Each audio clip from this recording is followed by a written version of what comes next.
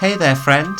If you enjoy poetry, fan fiction, and other original stories, you're in the right place. If you enjoy the analysis of poetry and longer prose, you're in the right place. So grab a drink, sit back, and enjoy, as we at the Chaos Universe indulge you in a tale.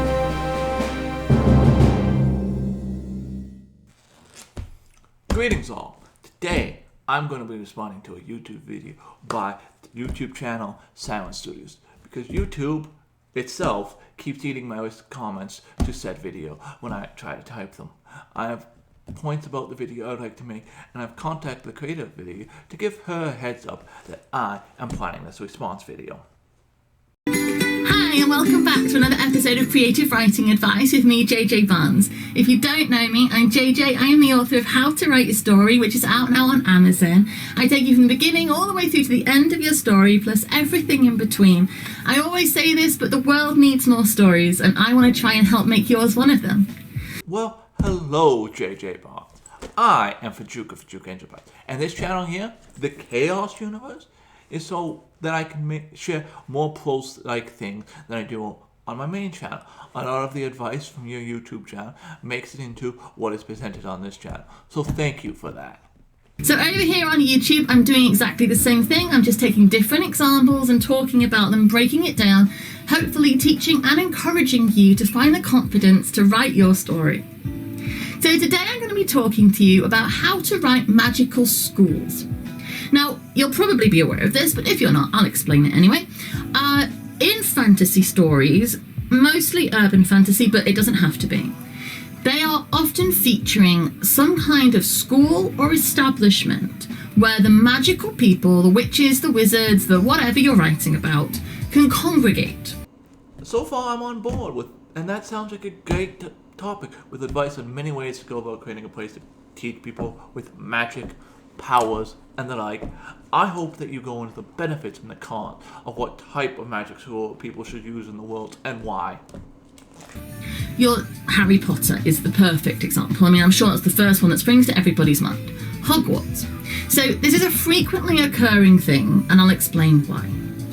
If you are writing urban fantasy where you have got certain people that exist in the normal society and they don't have to transfer somewhere else to experience the magic, if it's all right here where we are, they have to find a way to coexist with the non-magical normal folk, the muggles of Harry Potter world, right? We all have to be able to coexist because we're sharing a world that isn't somewhere separate, which means you have to artificially create somewhere separate. And the reason it's important and works really well in your story is if you're going to have them using their powers, using their magic, training like Professor Xavier's mansion in the X-Men, like studying magic like in Harry Potter, you need somewhere that's private and safe, because if you can't do it just in a sports hall in the middle of town, because that might be a great place for a football team to meet to practice, or even like a drama club, but it's not going to be a great place for a bunch of people to meet to do magic or transform into monsters. It's not. Okay, I'm going to stop you there. I disagree with what you said about how magic schools must be secret. At this point, my gut says you're potentially killing people's story ideas, but I've watched enough of your videos to trust you to defend your position with reasoning. And I hope your whole argument is more than simply, that's how it's just done. I will listen to a bit more of your video before explaining why you're wrong about that statement. So you need somewhere that is separate and removed from society in some way. In Nature Girl versus Worst Nightmare, it's Miss Sparkle's Academy for Magical Children. In Lily Prospero and the Magic Rabbit, it's Adamantin, which is a research facility. It's not a school. It's more like Professor Xavier's mansion. It's where grown-ups and young people go to study and train and develop their powers and work together. It's a really good idea, and it works really well. I hope by bringing up Xavier's mansion, you will go into the pros and cons of the non-mutant world, knowing exactly where the mansion is, because there have been a lot of great stories involving anti-mutant humans protests in various ways on the mountain ground, which would not have happened if the school was totally secret. So what you have to do is basically tend to base it around the events of your story. If you are telling a story just about children, a school is a perfect place to go. Find a way to make it somewhere safe and secret. Now, this could be sticking it in the Scottish Highlands like Hogwarts, or it could be by just having it protected by magic so that people can't see it unless they're magic, whatever, it doesn't really matter. But find a reason it's safe, find a reason it's protected, and put them there. Why is that the case? As I mentioned above with the Xavier Academy, you are limiting potential stories. It is unfortunately you have not made it case. I would do it with a pros and cons list for why it should be secret / separate.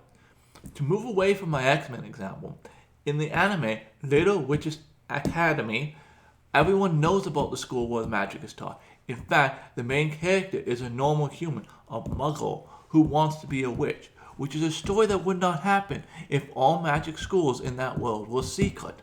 And then they can have their stories and their adventures without having to leave our world. So you want to give it some kind of structure. It needs an authority, someone who's in charge, because you need to have it protected, you need to have it guarded, it needs to be somewhere people are organised.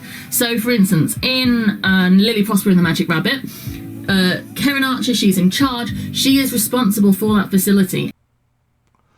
I agree with you that the school should have an authority, should be guarded, should be protected, and organized. However, I still fail to understand why those things can occur in a school that is known to the public. An authority system, a power system, means that you have people who are brought in from outside, rules that have to be followed, and usually somebody will make those decisions. It could be like a council, that's fine too, but a headmaster in Hogwarts, or headmistress in Nature Girl, or somebody who runs the facility in Lily Prosper and the Magic Rabbit, it doesn't really matter, but somebody is responsible for keeping that facility safe, for organising the people inside it. That is some solid advice, but skipping ahead, you still don't answer why it has to be kept secret.